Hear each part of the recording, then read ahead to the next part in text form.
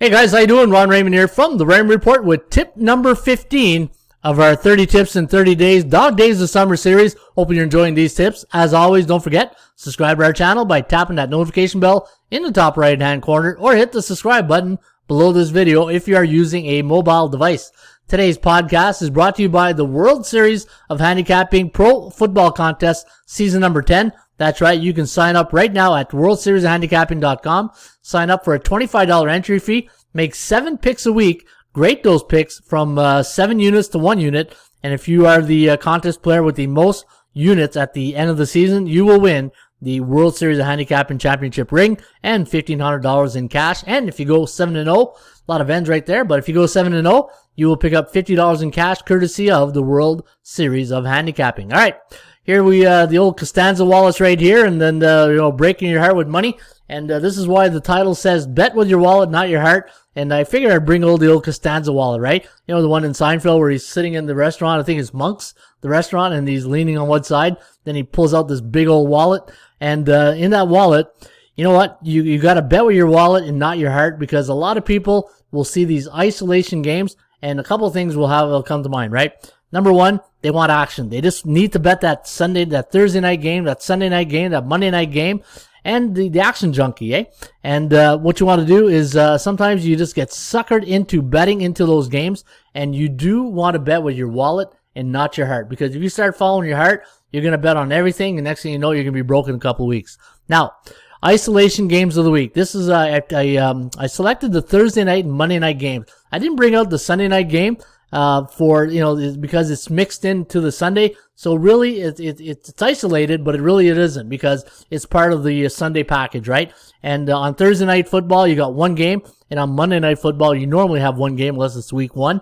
But let's go to that Thursday night football game, and the bookmakers, they want you to start off on the right foot, right? So I find the lines on a Thursday night game are a bit more lenient than, say, the Monday night game, where I call that the chaser night, right? Because if you had a bad week in wagering in the NFL, you're probably going to chase that Monday night game to try to catch up on your losses, and hopefully you're smart enough to know that do I really need to bet Monday night? Is there an opportunity to make money? And this is why you got to bet with your wallet, not your heart, and don't let the emotions get the best of you, because there's a game on Monday night that you feel like you need to bet on that game, right? It's the old action junkie against the sports investor theory that I have, and I'll be doing a video on that, so another Dog Days of Series tip coming your way. But back to the isolation game of the week, the Thursday night game. Now, let's look at the last 6 seasons. I went back last 6 years because I feel good franchise quarterbacks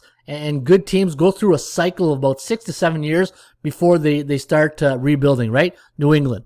But yeah, without Tom Brady, that's the occasion. That's the exception, right? With Tom Brady. But look at this. On a Thursday night football game of the week in the last 6 years, the favorites are winning at a 68.3% clip. They are 51-46-4, however, against the point spread. That was a little bit surprising that the bookmakers right here, that's a 16% difference between covering the spread and winning the game straight up, right? 68.3 straight up and 52.5. So they've done a good job balancing the point spread number. So this way, they got half the room betting one side, the other half betting the other. And when you look at home teams, same situation, but a little bit better for the point spread. I mean, the straight up factor, 58.4, a 10% difference in favorites, right? So a little bit more balance when it comes to home teams, because now you're talking home underdogs instead of just home favorites, right? So 53.6% of the favorites, the ATS home teams,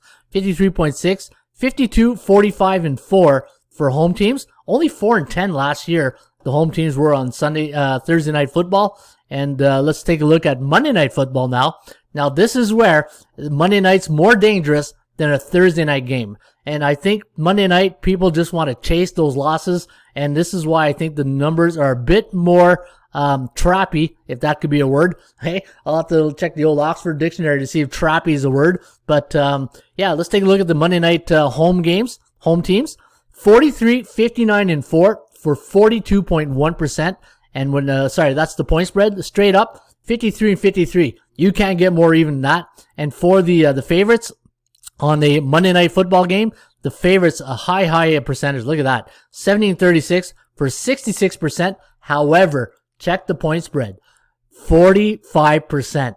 That is 21% difference than up here, which is 16%. So guys, this is what I mean. Bet with your wallet, not with your heart, because if you do, it's like the old high school sweetheart, right? If you bet her on Monday night, you know she's going to break your heart on Monday Night Football. And look at that. 45% of the favorites have covered the last 6 years in Monday Night Football. And when you look at the total's been pretty good for the under. In fact, the under has been cashing in at 57% compared to 43% to the over, 46 and 60 to the under. But again, if you are betting favorites on Monday Night Football, just straight up, you're doing pretty well, but you're probably laying a lot of chalk as well. 70-36, and for the point spread, not as good. 46, 56, and 4. And let's take a look at which team have been the best Thursday Night Football teams. And look at that. New England Patriots, i.e. Tom Brady and Belichick combo really helps, but not of late. In fact, the last time they were on Thursday Night Football, 2019, October 10th, it was week 6, and it was a 43-35 win here, or sorry, 35-14 win for New England. They've been on Thursday Night Football 7 times since then. They're 6-1, 5-1-1 against the number. Baltimore 4-1 on Thursday night, 3-1-1. Pittsburgh 3-0 straight up and against the number. And what else is on a Thursday night? Kansas City 3-3, but wait till you see Kansas City's record on Monday Night Football. And let me see, Dallas Cowboys, America's team right there, 3-3, but look at that, 1-5. They'll break your heart here on a Thursday night. And that's why you got to be careful right there when you're betting these high-profile teams like the Dallas Cowboys. Green Bay Packers, 4-2 straight up and against the numbers on Thursday Night Football. Carolina, surprisingly enough, they've been on the Thursday Night Football 6 times in the last 6 years, but they're only 1-5 against the point spread. And there's Seattle at 6-0. Seattle Seahawks, 6-0 on Thursday Night Football, 3-2-1. Now let's get to those Monday night games. There's the Patriots again, 5-1, but not as good. 3-2-1 against the number.